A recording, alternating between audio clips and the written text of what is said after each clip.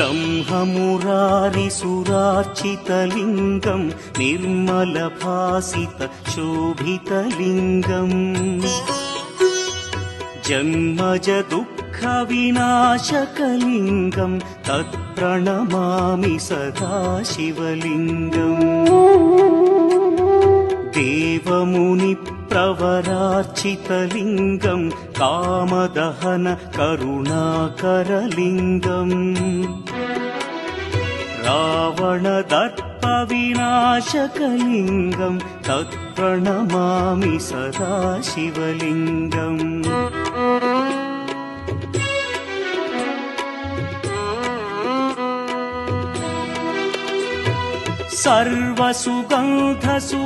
सर्वसुगन्धसुलेपितलिङ्गं बुद्धिविवर्धनकारणलिङ्गं सिद्धसुरासुरवन्दितलिङ्गं तत्प्रणमामि सदा शिवलिङ्गं कनकमहामणिभूषितलिङ्गं फणिपतिवेष्टितशोभितलिङ्गम्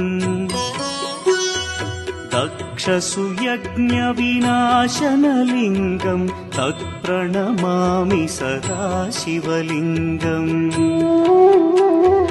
कुङ्कुमचन्दनलेपितलिङ्गं पङ्कजहार सुशोभितलिङ्गम् सञ्चितपापविनाशनलिङ्गं तत्प्रणमामि सदा शिवलिङ्गम्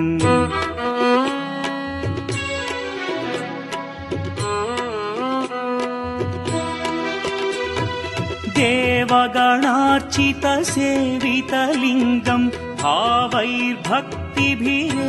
च लिङ्गं दिनकरकोटिप्रभाकरलिङ्गं तत्प्रणमामि सदा शिवलिङ्गम् अष्टदलोपरिवेष्टितलिङ्गं सर्वसमुद्भवकारणलिङ्गम्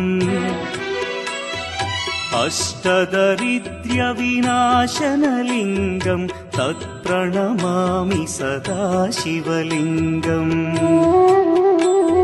सुरगुरुसुरवरपूजितलिङ्गं सुरवनपुष्पसदार्चितलिङ्गम्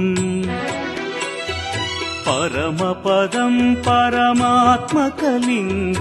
तत्प्रणमामि सदा शिवलिङ्गम्